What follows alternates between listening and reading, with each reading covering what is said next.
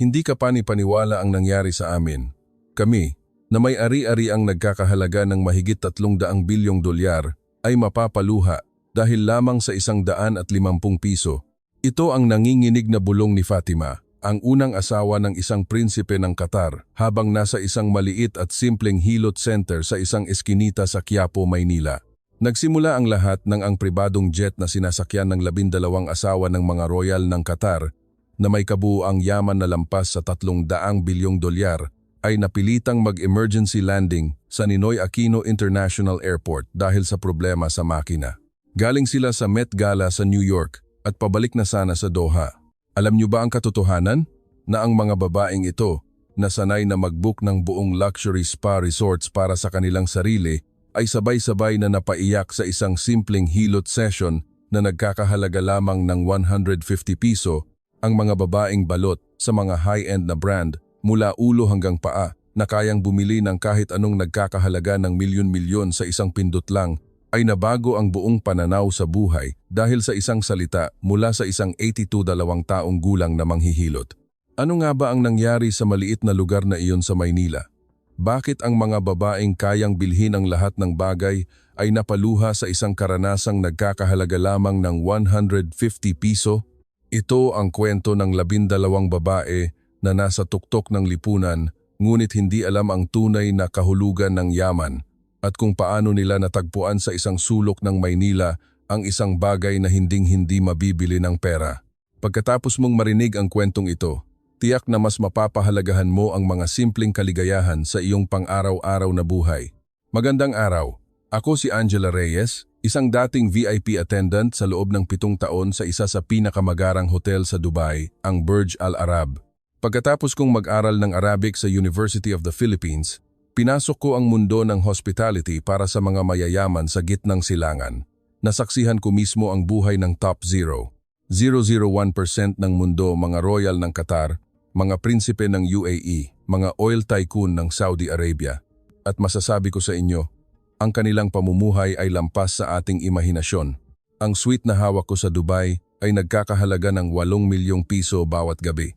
Ang banyo pa lang ay mas malaki na sa isang tipikal na condominium unit sa Pilipinas. Ang mga gripo ay gawa sa 24 na karat na ginto. Araw-araw, ang bathtub ay pinupuno ng sariwang rose petals at mineral water ang lumalabas sa shower. Ang lahat ng gamit, mula sabon hanggang tuwalya, ay special edition mula sa Hermes. Para sa kanila, ito ang normal na buhay. Pag uwi ko sa Pilipinas, nagtrabaho ako sa VIP services ng NAEA kung saan tinutulungan ko ang mga dignitaryo at mayayamang bisita sa kanilang pagdating. Gamit ang aking kaalaman sa Arabic, Ingles at syempre, Filipino, nagsisilbi akong tulay sa pagitan ng iba't ibang kultura. Ngunit ang naranasan ko noong nakaraang buwan ay ang pinakamatinding pangyayari sa buong buhay ko, higit pa sa 7 taon ko sa Dubai. Gabi iyon, mga 10:00 na, at abala ako sa paghahanda sa VIP lounge para sa pagdating ng isang dignitaryo kinabukasan. Bigla, nakatanggap ako ng isang emergency call. Isang pribadong jet mula New York papuntang Doha ang mag-emergency landing sa NAIA dahil sa problema sa makina habang dumadaan ito sa airspace ng Pilipinas. Ang mga pasahero, 12 asawa ng mga royal ng Qatar at 8 staff, 20 silang lahat. Agad akong nagsimulang maghanda. Ang mga royal ng Qatar ay kabilang sa pinakamayayaman sa buong gitnang silangan. Ang kita ng kanilang bansa mula sa natural gas ay trilyon-trilyon bawat taon. At ang yaman ng kanilang angkan ay hindi masukat. Kaya naman, ang pag-asikaso sa kanilang mga asawa ay nangangailangan ng sukdulang pag-iingat. Una, tiningnan ko ang listahan ng mga pasahero. Sa 12 asawa, 4 ang sentro ng grupong ito. Unang-una si Fatima, 48 taong gulang, ang unang asawa ng panganay na prinsipe. Mula sa isang respetadong pamilya, ipinakasal siya sa royal family sa edad na 20. Sa loob ng 30 taon, ginampanan niya ang papel bilang perpektong mukha ng royal family. Ngunit sa mga nakaraang taon, nanlamig ang relasyon nila ng kanyang asawa at madalas siyang mag-isa sa kanilang malawak na palasyo. Ang 4 niyang anak ay nag-aaral sa mga premyadong universidad sa UK at US. Mayroon siyang 63 na katulong, ngunit wala ni isang makausap. Isa lang ba akong palamuti sa palasyong ito? Palihim niyang isinulat sa kanyang tala-arawan. Sa Met Gala sa New York, bumili siya ng 3 haute couture na damit na nagkakahalaga ng 20 milyong piso bawat isa. Pero hindi pa rin nito napunan ang kahungkagan sa kanyang puso. Masaya lang ako kapag namimili. Pag uwi ko, malungkot na ulit. Kaligayahan ba ito? Sa likod ng kanyang eleganteng anyo ay may malalim na anino ng kalungkutan. Sumunod si Sarah, 32 taong gulang, ang pangatlong asawa. Bago ikasal, siya ang pinakasikat na fashion model sa Qatar. Matangkad, perpekto ang katawan, at may mahigit lamang milyong followers sa social media, kung saan kumikita siya ng 3 milyong piso sa bawat post. Naniniwala siyang ang kanyang kagandahan ang tanging halaga niya. Ngunit kamakailan, natatakot na siyang tumingin sa salamin. Napapansin niya ang maliliit na guhit sa kanyang mga mata at ang unti-unting pagkawala ng pagkaelastiko ng kanyang balat. Buwan-buwan siyang lumilipad sa isang luxury clinic sa Switzerland para sa mga beauty treatment. Isang session ng hyaluronic acid injection ay nagkakahalaga ng 5 milyong piso. Gabi-gabi siyang gumagamit ng gold-infused serum.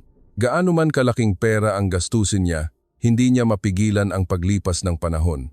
Pagkatapos ng 5 taon, sino pa ako? Ang takot na ito ay laging nakatago sa likod ng kanyang perpektong ngiti. Ang pangatlo ay si Khadija, 55, ang pinakamatanda sa grupo. Iba ang kanyang pinagmulan. Ang kanyang ina ay galing sa isang mahirap na fishing village sa silangang bahagi ng Qatar. Ang ina niya, na naglalakad ng nakayapak sa dalampasigan at nagbibilad ng isda para mabuhay, ay napansin ng isang royal at dinala sa palasyo. Palaging sinasabi ng kanyang ina, "Khadija, tandaan mo ito. Kayang-kaya mong magkaroon ng maraming alahas. Pero ang kaligayahang makipagtawanan sa kapwa ay hinding-hindi mabibili ng pera." Nang mamatay ang kanyang ina, hawak ni Khadija ang kamay nito at narinig ang kanyang huling mga salita. Ang tunay na kaligayahan ay nasa pagbabahagi. Ngunit sa halos 40 taon sa palasyo, unti-unting nawala ang mga aral ng kanyang ina. Nasayay na siya sa karangyaan at napapaligiran ng mga katulong. Hindi na niya naranasan kahit minsan na mamalengke. Paminsan-minsan, naaalala niya ang mga salita ng kanyang ina at nakakaramdam ng kirot sa dibdib, ngunit iniiwasan niyang isipin ang malalim na kahulugan nito. At ang pang-apat, si Muna, 38. Malayong malayo ang kanyang background sa 3. Nagtapos siyang summa cum laude sa London School of Economics at sumali sa pinakamalaking government investment fund ng Qatar. Sa edad na 30, naging vice president na siya. Namamahala ng assets na nagkakahalaga ng mahigit 5 trilyong piso. Tinagurian siyang ice queen sa mundo ng finance, sa gitnang silangan. Ngunit sa edad na 42, ipinagkasundo siyang ipakasal sa pangalawang anak na lalaki ng hari. Ayon sa tradisyon ng Qatar, kinailangan niyang talikuran ang kanyang buong karera. Ang mga kamay na dati nagpapagalaw ng trilyon-trilyon ay ngayon, appointment na lang sa nail salon ang ginagawa. Tuwing nakikita niya sa balita ang kanyang mga dating kasamahan na nagsasalita sa mga international conference, nararamdaman niya ang matinding panghihinayang. Para saan ba ako nabubuhay? 6 na taon na niyang hindi masagot ang tanong na iyon. Ang 8 iba pang asawa ay may kani-kaniya ring daladalang kahungkagan sa likod ng kanilang marangyang buhay, ngunit bawal itong pag-usapan. Ang isang asawa ng royal ay hindi maaaring maging malungkot. Iyon ang hindi nakasulat na batas sa kanila. Lampas na ng 10:30 ng gabi nang lumapag ang pribadong jet sa NAIA. Natuklasan na may bitak sa isang special turbine blade sa makina at kailangang mag-airlift ng pyesa mula pa sa Qatar. Aabutin daw ng hindi bababa sa 3 araw. Nagkagulo ang lahat sa loob ng eroplano. Pagbaba ng 12 babae mula sa hagdan, napalunok ako. Kumikinang sila. Hermes Birkin bags, Chanel tweed jackets, Cartier diamond necklaces. Ang mga alahas pa lang na suot ng bawat isa ay aabot na ng mahigit 200 milyong piso. Suot na rin ng iba ang mga damit na binili nila sa Met Gala. Ngunit sa kabila ng kanilang karangyaan, mababakas ang inis sa kanilang mga mukha. Si Fatima ang unang nagsalita. "Miss Reyes, tama. 3 araw lang. Pakibook kami ng pinakamagandang suite at magpareserba sa isang Michelin 3-star restaurant. At pakihanda na rin ang sasakyan papuntang Chanel at Hermes. Ayaw naming mag-aksaya ng oras." Si Sarah naman, habang hawak ang kanyang smartphone, ay nagreklamo, "Hassle naman. To, New York to Tokyo Este, Manila, sobrang off-schedule. Sinusubukan niyang mag-post sa social media, ngunit hindi ko na pinansin. Batay sa aking karanasan, ang unang impresyon sa mga ultra-rich ay madalas na iba sa kanilang tunay na pagkatao. Inihatid ko sila sa VIP lounge at ipinaliwanag ang sitwasyon. Dahil hating gabi na, sa isang hotel malapit sa airport muna sila magpapalipas ng gabi at bukas na sila ililipat sa isang luxury hotel sa syudad. Kalmadong nagtanong si Muna, "Anong level ng hotel? Peninsula? Shangri-La?" Dahil biglaan po ang booking, sa isang malinis na pension house po muna tayo malapit sa airport. Bukas po, ihahanda ko ang pinakamagandang hotel para sa inyo. Sabay-sabay na nanigas ang mga mukha nila. Pension house? Hindi makapaniwalang tanong ni Sarah. Ngayon ko lang narinig ang salitang yan. Sumimangot si Fatima. "Miss Reyes, alam mo ba kung sino kami? Kami ang royal family ng Qatar. Kahit ang mga katulong namin, hindi tumitira sa ganyan." Magalang akong nagpaliwanag. "Para po sa gabing ito lang. Pangako, bukas, mararanasan ninyo ang pinakamagandang serbisyo."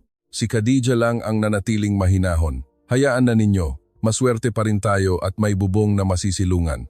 Sabi nga ng nanay ko, kung masanay ka sa luho, mas mahirap makontento. Nag-aalangan man, sumunod na rin ang iba dahil hating gabi na. Pagdating sa pension house, gaya ng inaasahan, gulat na gulat sila. Nanliitan sila sa lobby, nagtaka sa sikip ng elevator at natigilan pagbukas ng pinto ng kanilang mga kwarto. Sumigaw si Sarah, "Mas malaki pa ang walk-in closet ko rito. Yung banyo parang kulungan ng aso ko." Si Fatima ay tahimik na umupo sa kama. Halata ang pagkadismaya. 3 araw. 3 araw lang natiis, bulong niya sa sarili. Ngunit may isang bagay na humanga sa kanila, ang kalinisan ng kwarto. Mahinang sinabi ni Muna, "Ang liit ng kwarto, pero walang kahit isang alikabok. Ang mga kumot at tuwalya, perpektong nakatupi. Professional ang gumawa nito." Ang kanyang mga mata, na sanay sa business, ay nakita agad ang kalidad ng serbisyo. Oo, masikip ang kwarto, pero malinis hanggang sa pinakasulok-sulukan. Ang mga gamit ay nakaayos ng may precision. Ito ay gawa ng isang profesional na nagsisikap magbigay ng pinakamataas na kalidad sa kabila ng limitasyon. Kinabukasan, nagkaproblema. Almusal. Sa palasyo, tuwing umaga, may chef na naghahanda ng bagong lutong croissant, truffle omelette, at sariwang pomegranate juice. Pero nasa isang pension house sila malapit sa airport. At dahil nagising sila ng alas 5 ng umaga, wala pang bukas na restaurant.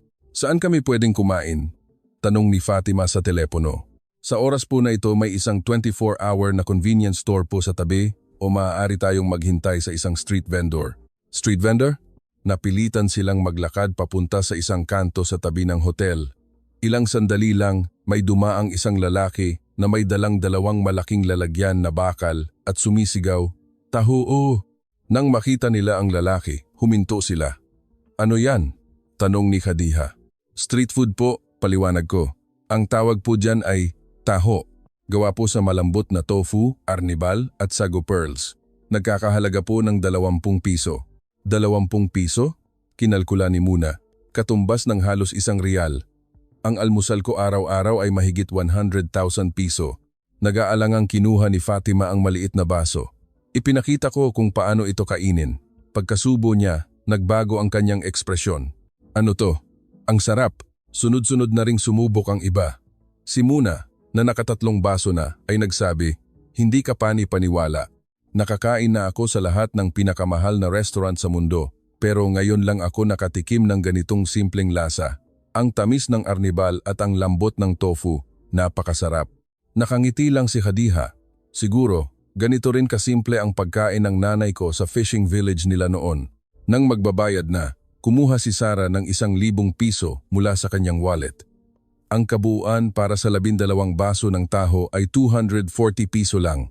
Inabutan ni Sarah ang sukli at 1,000 piso sa magtataho, si Mang Lando, tip, dahil masarap. Nanlaki ang mga mata ni Mang Lando at iwinagayway ang kanyang mga kamay. "Naku ma'am, hindi po kailangan. Sapat na po ang kasiyahan ninyo." Nang isalin ko ito sa kanila, nagtaka si Sarah. "Hindi tumatanggap ng tip? Bakit? Sa Dubai, Paris, New York, lagi kaming nagbibigay ng tip. May nagawa ba akong mali?" Nakangiting sumagot si Mang Lando.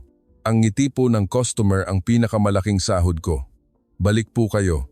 Nang isalin ko ang mga salitang iyon, biglang nagbago ang ekspresyon ni Muna.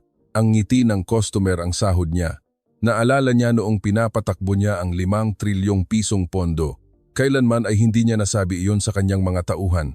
Kinahapunan, inilipat ko sila sa isang hotel sa Maynila. Isang maliit ngunit kilalang Heritage Inn na may antigong kasangkapang Filipino. Ang mga silid na may kapis windows at hardin ay mas malapit sa inaasahan nilang itsura ng Pilipinas. Sa pag-check-in, sinalubong sila ng may-ari, si Aling Teresita, 68 taong gulang, na may mainit na ngiti. Pagod po kayo sa biyahe. Welcome po sa aming munting tahanan. Napansin ni Khadija. Ang mga salita niya, galing sa puso, iba sa mga staff ng luxury hotel sa Dubai. Pagdating sa kwarto, dinalhan sila ni Aling Teresita ng tsaa. Tinitigan niya ng mabuti ang mukha ni Sara. Neng, mukhang pagod ka. May maitim sa ilalim ng iyong mga mata. Dahil ba sa mahabang bayahe? Nang isalin ko ito, nagulat si Sara. Paano niya nalaman? Halos hindi nga ako nakatulog kagabi. Kahit ang personal doctor ko sa Dubai, hindi ito napapansin. Ngumiti si Aling Teresita.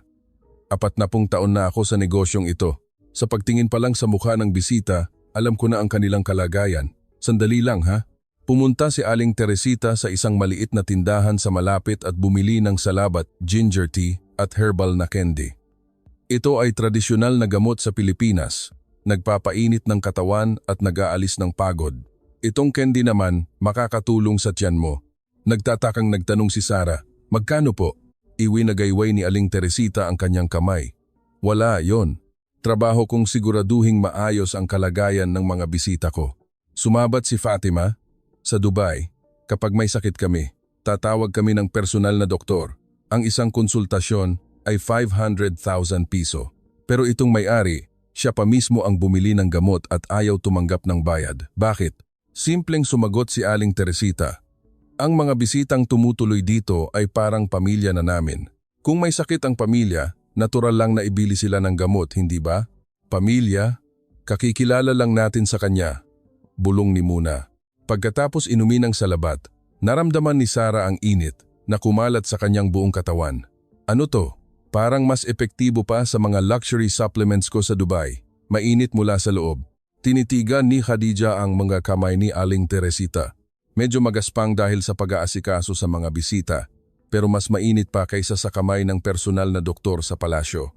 Ganito ang mga kamay ng nanay ko, bulong niya. Magaspang dahil sa pagbibilad ng isda at pag-aalaga sa mga anak, pero napakainit.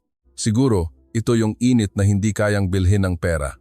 Matapos mag-ayos, lumabas ang unang problema. Paano nila gugugulin ang 3 araw? Iginiit ni Fatima na mamili sa mga luxury brand sa Greenbelt. Nandito na rin lang tayo sa Maynila, sayang naman. Narinig ko, isa sa pinakamalaki ang tindahan ng Chanel dito. Sumang-ayon si Sara. Greenbelt, Rockwell, BGC, shopping tayo? Ngunit lakas loob akong nag-alok ng ibang suhestiyon. May isang lugar po akong gustong ipakita sa inyo. Isang lugar na dapat ninyong maranasan. Ang Quiapo.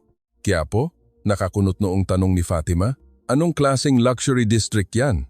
Hindi po ito luxury district. Isa po itong lugar na may mga lumang pamilihan, simbahan, at mga tradisyonal na tindahan. Dito po nakatira ang mga ordinaryong Pilipino. Ngunit kung gusto ninyong makita ang tunay na kultura ng Pilipinas, mas maganda pong puntahan ang Quiapo kaysa sa mga mall. Agad tumanggi si Sara. Ordinaryo? Hindi kami ordinaryo. Bakit kami pupunta sa ganoong lugar? Sumang-ayon si Fatima. Miss Reyes, ano ba ang gusto mong ipakita sa amin? Alam mo ang pamumuhay namin. Ngunit nagsalita si Khadija. Mukhang interesante. Gusto kong pumunta. Sabi ng nanay ko, ang mga tunay na kayamanan ay nakatago sa mga lugar na hindi ka pansini-pansin. Ang mga brand sa mall, mayroon din yan sa Doha at Paris. Pero ang Quiapo, dito lang natin makikita. Tahimik na tumango si Muna. Totoo, kung shopping lang, kahit saan sa mundo pwede. Dahil hindi naman ito planadong biyahe. Bakit hindi natin subukan ang isang bagay na hindi pangkaraniwan? Napilitan si Fatima na sumang-ayon. Bilang pinakamatanda, may bigat ang salita ni Khadija. Sige na nga, pero kapag hindi maganda diyan, diretso tayo sa Greenbelt. At ganoon nga, ang 12 asawa ng mga royal ng Qatar, balot sa mga high-end na brand, ay tumuntong sa isa sa pinakaabalang lugar sa Maynila. Ang pagsakay sa jeepney ay bago para sa kanila. Sanay sila sa pribadong jet, limousine at Rolls-Royce, laging may kasamang driver. Dito tayo sasakay, kasama ang maraming tao? Nag-aalangang tanong ni Sarah. Tinuruan ko sila kung paano magbayad at umupo. Habang nasa biyahe, pinagtitinginan sila. Siyempre, sino ba namang hindi mapapatingin sa 12 magagandang babae mula gitnang silangan na balot sa Hermes at Chanel na nakasakay sa jeep? Ngunit pagkatapos ng isang saglit na pagtingin, bumalik na ang mga pasahero sa kanilang mga ginagawa. Napansin ito ni Muna, walang nakatitig sa atin. Sa Qatar siguradong pagkakaguluhan kami. Ang mga tao sa Maynila, natural na nirerespeto ang privacy ng iba. Ito ay tanda ng mataas na antas ng edukasyon. Napansin naman ni Fatima ang ibang bagay. Ang jeep na ito, napakalinis. Bakit kaya? Nang ipaliwanag ko na ang mga driver mismo ang nag-aalaga at naglilinis ng kanilang sasakyan bilang kanilang kabuhayan, namangha silang lahat. Walang utusan, pero sila mismo ang nagpapanatili ng kalinisan, sabi ni Kadiha. Isang kahanga-hangang kultura. Pagdating sa Quiapo, sa unang ilang minuto, tahimik sila. Masikip ang daan, at magkakatabi ang maliliit na tindahan, mga nagtitinda ng prutas, isda, kandila at kung ano-ano pa. Ang mga karatula ay simple at walang magarbong dekorasyon. Ang kalsada ay mas makitid pa kaysa sa pasilyo ng kanilang palasyo. Bumulong si Sarah, dito talaga? Mas maganda pa ang mga kalye sa Paris. Tumingin-tingin si Fatima, halata ang pagkadismaya. Miss Reyes, seryoso ka ba? May halaga ba ang pagpunta natin dito? Ngunit bago pa siya matapos, isang malakas na boses ang narinig nila mula sa isang nagtitinda ng prutas. Ineng, bili na kayo. Matatamis ang mangga ko ngayon, tikman ninyo. Nang isalin ko ito, nagtaka sila. Kinakausap sila ng isang estranghero at pinapatikim sila ng libre. Inabutan sila ng matandang lalaki ng tig-isang hiwa ng mangga. Sige na, tikman nyo. Galing pa yan sa Guimaras. Pinakamatamis sa buong Pilipinas. Nag-aalangang kinagat ni Fatima ang mangga. Ang tamis! Ngayon lang ako nakatikim ng ganito katamis na mangga. Masayang tumawa ang tindero. Sabi sa'yo direktang kinukuha ko yan sa mga magsasaka sa Guimaras. 2:00 pa lang ng madaling araw, gising na ako para pumunta sa bagsakan. Araw-araw, sa loob ng 40 taon, hindi ako pumalya. Nang isalin ko ito, nagtanong si Kadiha. 40 taon, araw-araw, 2:00 ng umaga? Bakit?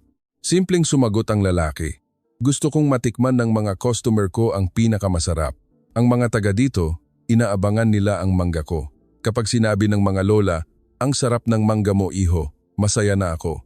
Yun lang, sapat na. Unti-unting lumambot ang ekspresyon ni Fatima. Pareho sila ng sinabi ng magtataho.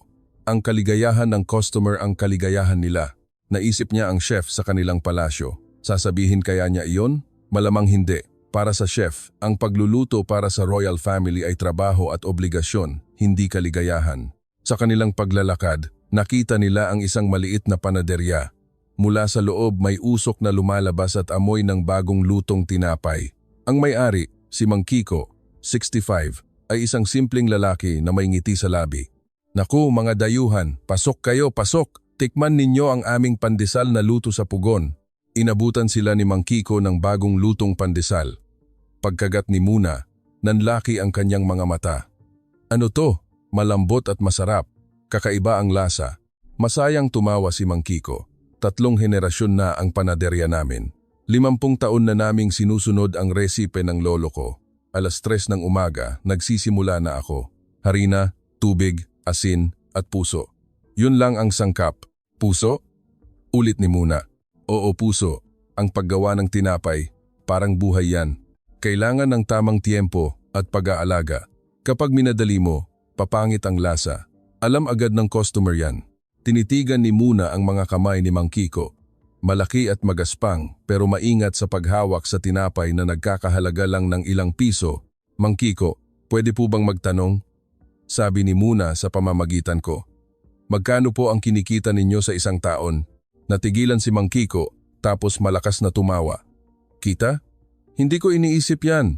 Basta't may makain ang pamilya ko, may bumibili, at masarap ang gawa kong tinapay, sapat na yon. Pero hindi nyo po ba gustong kumita pa ng malaki o palakihin ang negosyo? Umiling si Mang Kiko. Kapag lumaki, hindi ko na matututukan. Bababa ang kalidad. Anong silbi noon?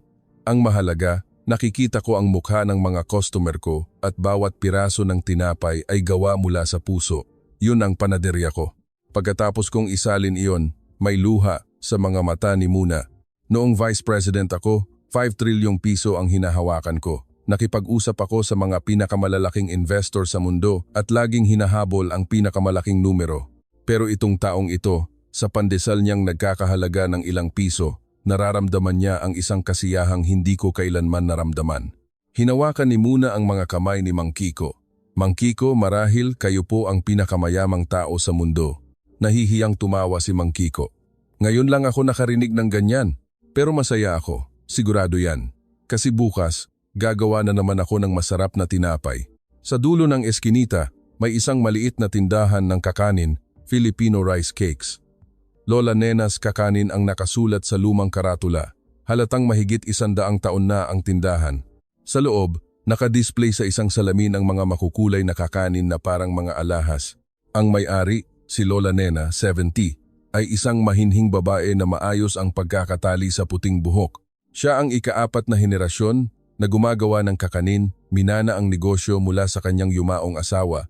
20 taon na siyang gumigising ng alas 5 ng umaga para mag-isa na gumawa ng kakanin. Naku mga dayo, tuloy po kayo, bati ni Lola Nena, ipinapaliwanag ang bawat kakanin. Ito ay sapin-sapin, ito ay kutsinta, ito ay puto. Ang kakanin ay pagkain na sumasalamin sa okasyon at panahon. Tinitingnan, nilalasahan, at nararamdaman. Lahat ng pandama ay ginagamit. Kinuha ni Sarah ang isang makulay na sapin-sapin. Ang ganda, parang alahas. Gaano po katagal gawin ang isang ito? Ngumiti si Lola Nena. Ang isang piraso, 30 minuto. Pero para matutunan kung paano ito gawin ng perpekto, inabot ako ng 40 taon. 40 taon? Hindi makapaniwalang sabi ni Sarah. Noong nagsisimula pa lang ako, sa unang 5 taon, ang tanging pinapagawa sa akin ng asawa ko ay ang paghahalo ng galapong. Araw-araw, halo lang ako ng halo. Nang tanungin ko kung bakit, sabi niya, hanggat hindi mo nararamdaman ang puso ng galapong, hindi ka makakagawa ng kakanin. Puso ng galapong? Ulit ni Fatima. Oo, may puso ang galapong. Kapag mali ang init, nagagalit ito. Kapag magaspang ang halo, nagtatampo. Kailangan mong malaman ang eksaktong sandali kung kailan ito nasa pinakamasarap na estado. Pagkatapos mo lang malaman iyon, saka ka palang pwedeng matutong humulma. Inalok kami ni Lola Nena na subukang gumawa. Si Sarah ang unang nagtaas ng kamay. Sa tulong ni Lola Nena, sinubukan niyang gumawa ng isang maliit na kakanin. Ngunit si Sarah, na sanay sa perpektong mga larawan sa social media, ay hindi makagawa ng maayos na hugis. Hindi ko kaya, ang pangit. Gusto na niyang sumuko. Hinawakan ni Lola Nena ang kanyang kamay. Okay lang yan. Para sa isang baguhan, magaling ka na. Ang mahalaga ay hindi ang hugis, kundi ang pagnanais na gumawa para sa isang tao. Kapag may kasamang pagmamahal, kahit anong hugis pa yan, magiging masarap. Huminto si Sarah. Pagnanais na gumawa para sa isang tao. Sa loob ng maraming taon, nag-post siya ng perpektong mga larawan para sa kanyang 5 milyong followers. Pero hindi pa niya naranasang gumawa ng isang bagay para sa isang partikular na tao. Ang pagkain ay luto ng chef, ang damit ay gawa ng designer, ang makeup ay gawa ng professional. Sa 32 taon niya, hindi pa niya naranasan ang lumikha gamit ang sarili niyang mga kamay. Tinitigan niya ang kanyang hindi perpektong kakanin at mahinang sinabi, Lola Nena, pwede ko po ba itong ibigay sa isang tao? Siyempre. Kanino mo ibibigay? Medyo nahihiyang sinabi ni Sarah kay Fatima, kasi palagi siyang mukhang malungkot. Ngumiti si Lola Nena. Siguradong iyan ang magiging pinakamasarap na kakanin sa buong mundo. Nang iabot ni Sarah ang kakanin kay Fatima, nagtaka ito. Ano to? Ginawa ko. First time ko. Pangit, pero para sa iyo. Nanginginig na tinanggap ni Fatima ang kakanin at kinagat. Kinagat niya ang kanyang labi. Masarap. Mas masarap pa sa mga pastry sa Paris. Bakit kaya? Sumagot si Lola Nena. Dahil may kasamang damdamin. Kahit gamitin mo pa ang pinakamahal na sangkap, kung walang puso, hindi sasarap. Pero kahit hindi perpekto ang hugis, kung ginawa mo ito para sa isang taong mahalaga sa iyo, siguradong sasarap. Ganyan ang natutunan ko sa 40 taon kong paggawa ng kakanin. Isang butil ng luha ang pumatak mula sa mata ni Fatima. Sa loob ng 30 taon, binili ko ang lahat ng pinakamahal na bagay sa mundo. Pero ngayon ko lang nalaman na ito ang unang beses na may gumawa ng isang bagay para lang sa akin. Mahinang bumulong si Khadija. Tama ang nanay ko. May mga bagay talagang hindi nabibili ng pera. Matapos ang karanasan sa Quiapo, medyo nagbago na ang ekspresyon ng mga asawa. Hindi pa sila lubusang nagbago, ngunit ang kanilang pagmamaliit sa mga simpleng bagay ay nagsimula ng magkaroon ng lamat.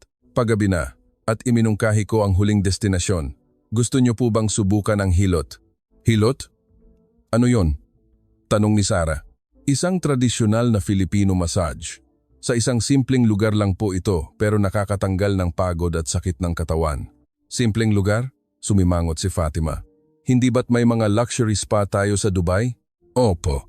Ang isang session po ay nagkakahalaga lamang ng 150 piso. Natawa si Sarah. 150 piso? Ang spa namin sa Dubai ay 500,000 piso bawat session.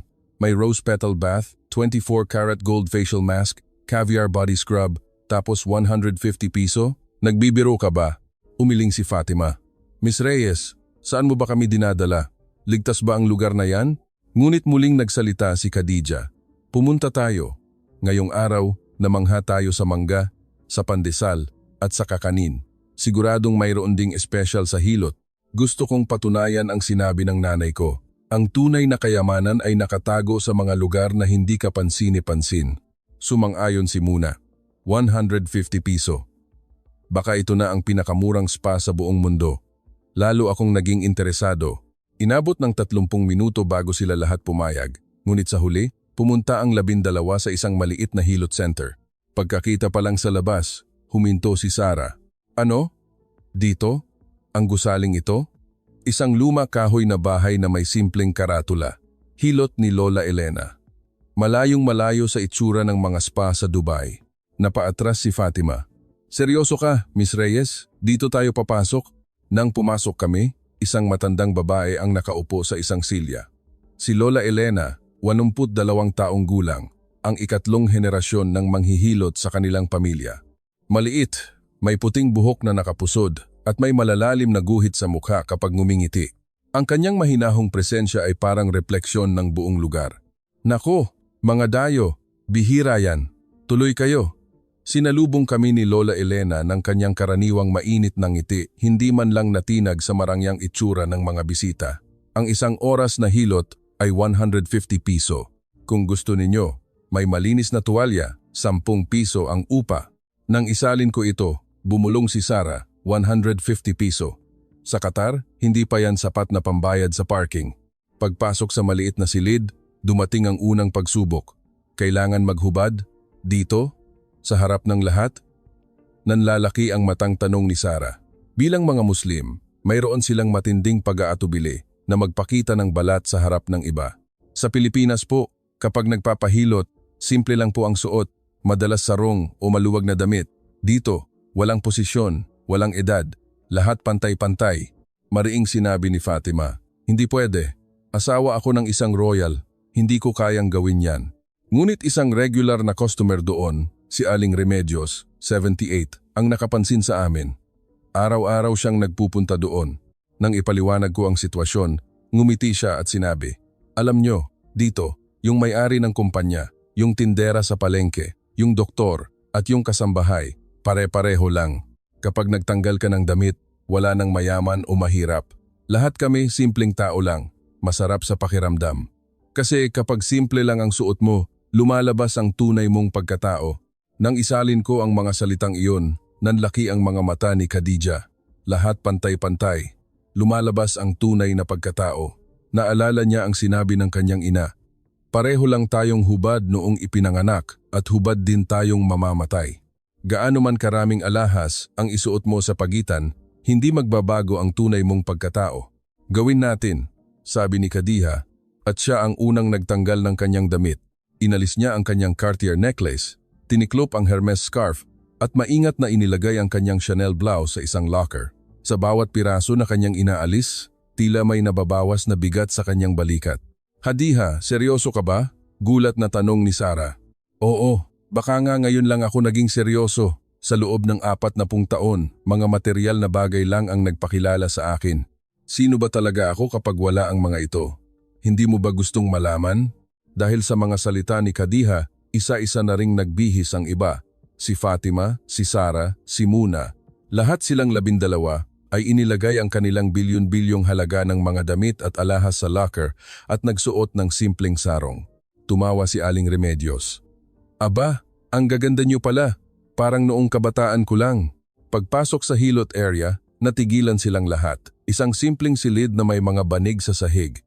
May amoy ng pinakuluang dahon at virgin coconut oil. Walang gold-plated na pader, walang crystal chandelier, walang mamahaling pabango. Ang naririnig lang ay ang mahinang tunog ng tradisyonal na musika at ang kalmadong pag-uusap ng mga tao. Ngunit sa kabila ng pagiging simple, naramdaman nila ang isang kakaibang panginginig sa kanilang puso. Mahinang sinabi ni Fatima, "Ano tong pakiramdam na to? Hindi magarbo, hindi marangya. Pero bakit ganito kainit sa pakiramdam?" Una, tinuruan sila kung paano mag-relax. Sa palasyo, may mga personal attendant na nag-aasikaso sa kanila. Ngayon, sila mismo ang humiga at naghanda ng kanilang sarili.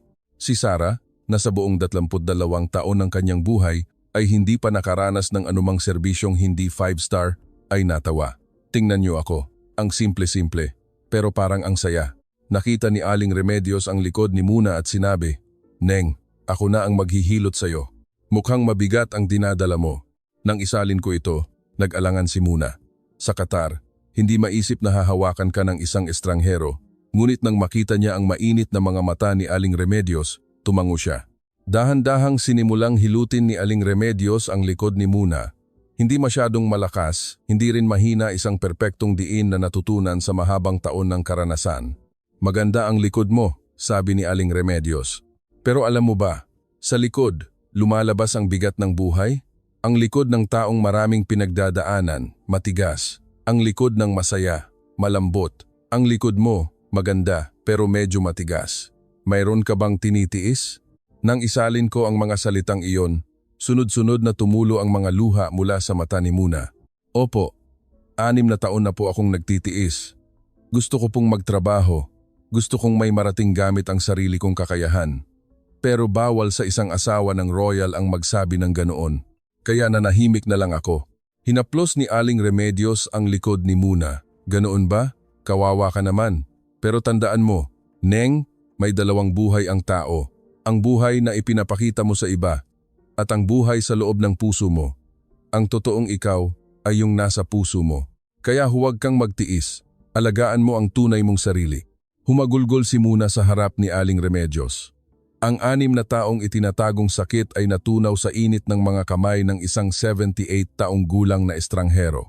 Nang makita ito ng ibang mga asawa, isa-isa na rin silang napaiyak. Ang mga ibang customer, kahit hindi nila naiintindihan ang nangyayari, ay hinaplos ang kanilang mga likod at hinawakan ang kanilang mga kamay. Kahit hindi magkaintindihan sa salita, ang init ng pagmamalasakit ng tao ay nararamdaman. Nang si Khadija na ang hinihilot, napapikit siya. "Nanay," bulong niya. "Nanay, ngayon ko lang naintindihan ang sinabi mo. Ang tunay na kaligayahan ay nasa pagbabahagi. Sa loob ng 40 taon sa palasyo, mag-isa lang ako. Ngayon ko lang nalaman, ito pala ang kaligayahan. Ang mahilot kasama ng mga estranghero, ang damayan ng isang lola na hindi mo man lang alam ang pangalan. Ganito kasimple, pero ganito kasaya." Si Fatima, habang hinihilot, ay tahimik ding umiiyak. Sa loob ng 30 taon, pumunta ako sa lahat ng luxury spa sa mundo, Dubai, Paris, Milan, New York. Nagbayad ako ng 500,000 piso para sa pinakamahal na langis at pinakabagong teknolohiya. Pero ni minsan, hindi ko naramdaman ito. Lumabas si Lola Elena para tingnan ang sitwasyon.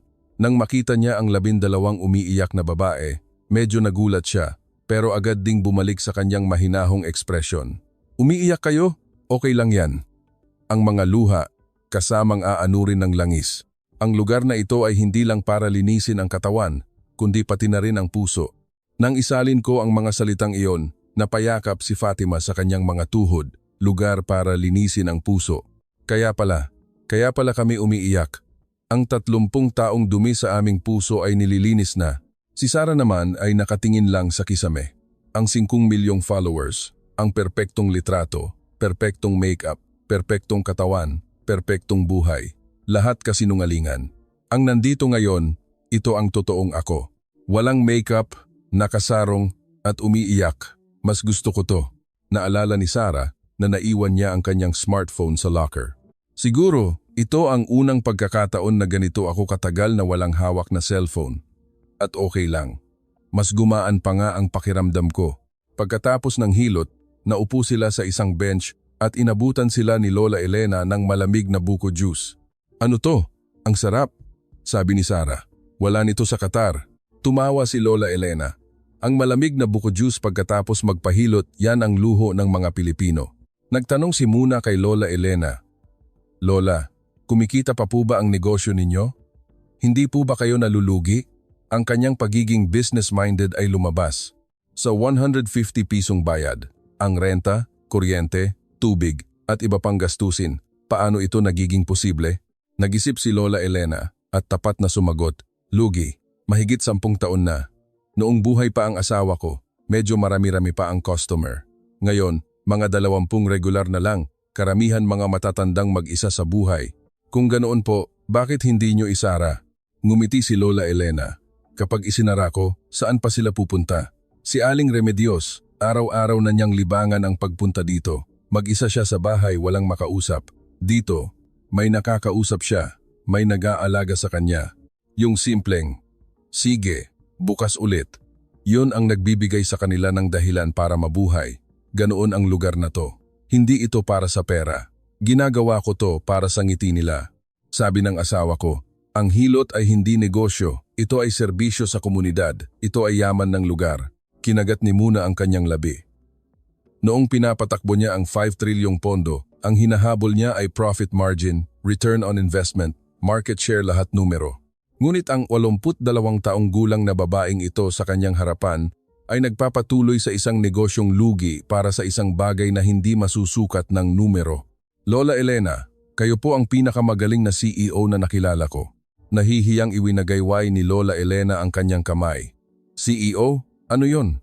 Simpleng manghihilot lang ako. Tahimik na nagsalita si Fatima. Lola, pwede po bang magtanong? Masaya po ba kayo? Nag-isip si Lola Elena at sumagot ng may buong pusong ngiti. Masaya, araw-araw, may dumarating na customer at sinasabing, Lola, ang sarap ng pakiramdam ko. Salamat. Yun ang yaman ko. Walang pera, pero maraming pasasalamat. Sa loob ni Fatima, may isang malaking bagay na gumuho. Ang konsepto ng kaligayahan na binuo niya sa loob ng 30 taon, gamit ang pera ay dinurog ng isang salita mula sa isang 82 taong gulang na lola. Kami na may 300 bilyong dolyar ay napaluhan ng 150 piso. Sino ang mag-aakala? Sabi ni Fatima at hinawakan ng mga kamay ni Lola Elena. Lola, mas mayaman po kayo kaysa sa amin. Nakatira kami sa palasyo, napapaligiran ng daan-daang katulong, pero wala kaming ngiti na tulad ng sa inyo, wala kaming yaman na tulad ng sa inyo. Ngayong araw, sa unang pagkakataon, nakita ko ang tunay na kayamanan. Mahinahong ngumiti si Lola Elena. Okay lang yan, Neng. Ang mahalaga, nalaman mo na. Ngayong alam mo nang may mga bagay na hindi nabibili ng pera, siguradong magiging masaya ka na. Pag-alis nila, muling nilingon ni Fatima ang lugar. Isang luma, kahoy na bahay, 150 pisong hilot. Isang negosyong lugi na nagpapatuloy para sa 20 regular na customer. Mas mainit pa dito kaysa sa palasyo, bulong ni Fatima. Sa daan pabalik, halos walang nagsasalita. Ngunit hindi ito isang hindi komportableng katahimikan. Bawat isa ay may sariling iniisip. Pagbalik sa hotel, tinipon sila ni Khadija. Kailangan nating mag-usap. Naupo sila sa lobby. Ngayon, naintindihan ko na ang sinabi ng nanay ko, simula ni Khadija. Sabi niya, may mga bagay na hindi nabibili ng pera. Akala ko, naiintindihan ko, pero hindi pala. Ang tindero ng mangga, si Mang Kiko na may puso sa paggawa ng pandesal, si Lola Nena na nag-alay ng 40 taon sa kakanin, si Lola Elena na nagpapatuloy sa negosyong lugi, at si Aling Remedios na naghilot sa atin. Wala silang kahit 1% ng yaman natin, pero 100 beses silang mas mayaman. Sumunod si Fatima. 30 taon akong palamuti sa palasyo. Nakuha ko ang lahat ng pinakamahal na bagay sa mundo, pero wala akong nakuha. Ang mga anak ko, nasa ibang bansa. Ang asawa ko, minsan sa isang buwan ko lang makita. May 63 akong katulong pero walang makausap. Mas maganda pa ang buhay ni Lola Elena. Tinitigan ni Sarah ang kanyang smartphone. Ngayon, unang beses akong gumawa ng kakanin. Unang beses kong naramdaman ang pag-aalaga sa aking katawan. Sa simpleng paraan. Unang beses kong lumabas na walang makeup. Lahat unang beses, sa loob ng 32 taon, iba ang gumagawa ng lahat para sa akin. Mas masaya pa ako sa sinabi ni Lola Nena na, siguradong iyan ang magiging pinakamasarap na kakanin sa buong mundo kaysa sa milyon-milyong likes ng followers ko. Umiiyak na nagsalita si Muna. Nang hilutin ni Aling Remedios ang likod ko, lahat ng tinatago ko sa loob ng 6 na taon ay lumabas. Alagaan mo ang tunay mong sarili, sabi niya. Mas may halaga pa ang mga salitang iyon kaysa sa payo ng kahit sinong consultant sa investment banking. Nag-usap sila hanggang hating gabi. Ito ang unang pagkakataon na nag-usap sila ng tapatan. Sa palasyo, lahat sila ay may suot na perpektong maskara. Ngunit ngayon, tulad ng pagiging simple nila sa Hilot Center, naging bukas din ang kanilang mga puso at sa unang pagkakataon, nagkaintindihan sila sa kanilang mga sakit. Kinabukasan, kitang-kita ang pagbabago. Si Sarah ay lumabas para sa almusal na walang make-up. Sabi ni Aling Remedios, kapag simple lang, lumalabas ang tunay na pagkatao at nag-post siya sa social media. Isang selfie na walang make-up, ang caption, ang itinuro sa akin ng 150 piso. Sa loob ng 6 na oras, umabot ito ng 1 milyong likes. Ang comment section ay napuno ng mga salitang, mas maganda ka ng ganito. Ngayon ko lang nakita ang tunay na Sarah. Sa huling araw, dumating ang balita na ayos na ang eroplano. Bago umalis, dinala ko sila sa huling pagkakataon kay Lola Elena. Lola, aalis na po kami, sabi ni Fatima. Hawak ang kamay ni Lola Elena. Pero babalik po kami, pangako. Naku, sige lang. Bukas lagi ang pinto ko. Basta't may dala kayong 150 piso, sapat na yon. Inabutan ni Muna ng isang sobre na may malaking halaga. Lola, tanggapin niyo po ito para sa pagpapaayos ng lugar. Umiling si Lola Elena. Salamat, pero hindi ko matatanggap. Kapag kinuha ko yan, hindi na ito magiging ang lugar ko. Ang halaga ng lugar na ito ay dahil sa 150 piso. Lahat pantay-pantay mayaman man o mahirap. Kapag tumanggap ako ng malaking pera, kailangan kong gumawa ng espesyal. Hindi na ito magiging ang Hilot Center ko. Ibinulsa ni Muna ang sobre at yumuko. Naiintindihan ko po. Ang inyong pilosopiya sa pagnenegosyo ay mas malalim pa kaysa sa mga propesor sa Harvard Business School.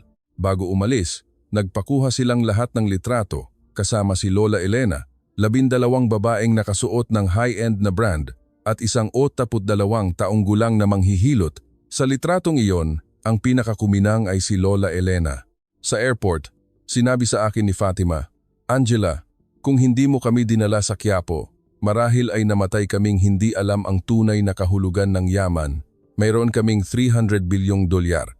Pero hindi namin alam ang halaga ng 150 piso. Ang mga taga-Maynila ang nagturo sa amin yan. Pag-uwi nila sa Qatar, nagsimula ang mga hindi kapani-paniwalang pangyayari. Itinatag ni Fatima ang Al-Afia Project. Ito ay isang proyekto para magtayo ng kauna-unahang community wellness center sa Qatar na hango sa konsepto ng Filipino Hilot. Sa Qatar, maraming luxury spa, sabi ni Fatima sa isang press conference. Pero walang lugar kung saan pantay-pantay ang lahat. Sa Pilipinas, binago ng 150 pisong hilot ang buhay ko. Gusto kong magtayo ng isang lugar sa Qatar kung saan ang mga Qatari at ang mga migranteng manggagawa ay pwedeng mag-relax sa iisang lugar. Si Muna ang namuno sa proyekto. Ang magiging sukatan ko ng tagumpay ay hindi ang kita, kundi ang bilang ng mga ngiti ng mga customer. Iyan ang itinuro sa akin ni Lola Elena. Binago ni Sarah ang kanyang paggamit ng social media. Binura niya ang lahat ng kanyang perpektong litrato at sinimulan ang Real Beauty Campaign. Ang unang post, isang litrato ng kanyang kamay na bigong gumawa ng kakanin. Ang caption, ang mahalaga ay hindi ang perpektong hugis, kundi ang puso sa paggawa para sa iba. Dumami ang kanyang followers mula 5 million hanggang 8 milyon. Nagpatayo si Khadija ng isang community center sa fishing village kung saan lumaki ang kanyang ina. Mayroon itong maliit na wellness area. Libre ang pagpasok. Nanay, sabi niya sa opening ceremony, Ibinalik ko sa iyong bayan ang iyong mga aral. Makalipas ang 6 na buwan, nagbukas ang unang Al-Afia Center sa Doha. Sa araw ng pagbubukas, mahigit 1,000 tao ang pumila, mga Qatari, mga Indian na construction worker, mga Pilipinang kasambahay, mga Pakistani na taxi driver. Ang mga taong hindi kailanman nagkakasama-sama ay nasa iisang lugar. Pagkatapos ng 6 na buwan, bumalik sila sa Maynila. Hindi na sila nakasuot ng Hermes o Chanel. Simple lang ang kanilang damit at makeup. Ngunit ang kanilang mga mukha ay mas maliwanag kaysa dati. Ang una nilang pinuntahan, siyempre, ay ang lugar ni Lola Elena. Pagpasok nila, nakaupo si Lola Elena sa kanyang karaniwang pwesto. Ngumiti siya. "Nagbalik kayo." Tumakbo si Fatima at hinawakan ang kanyang kamay. "Nakauwi na po kami." Tumawa si Lola Elena. "May dala ba kayong 150 piso?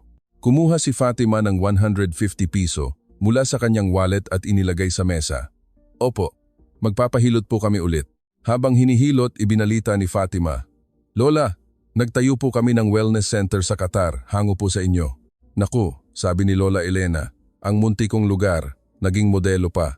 Kung maririnig lang, yan ng asawa ko, baka himatayin." "Pero, Lola," dagdag ni Fatima, "may isang bagay na hindi namin kayang gayahin." "Ano yon?" "Ang ngiti ninyo." "Ang ngiti na iyon ay hindi kayang gawin ng pera." Ngumiti si Lola Elena. "Hindi, Neng. Ang ngiti, libre lang yan. Kahit sino, kayang gawin." "Hindi po," sagot ni Fatima. "Ang ngiti ninyo ay ngiti ng isang taong nag-alay ng 60 taon para sa kapwa. Sa 150 pisong hilot, iyon po ang pinakamahalagang bagay." May tumulong luha mula sa mga mata ni Lola Elena. Sa 70 taon niyang buhay marahil, ngayon lang niya narinig ang mga salitang iyon. Ang kwentong nagsimula sa 150 piso ay tumawid na ng karagatan. Ito ay nagpapatunay na ang tunay na yaman ay hindi nasusukat sa pera, kundi sa init ng puso at pagmamalasakit sa kapwa, isang aral na natutunan mula sa isang simpleng manghihilot sa isang eskinita sa Quiapo.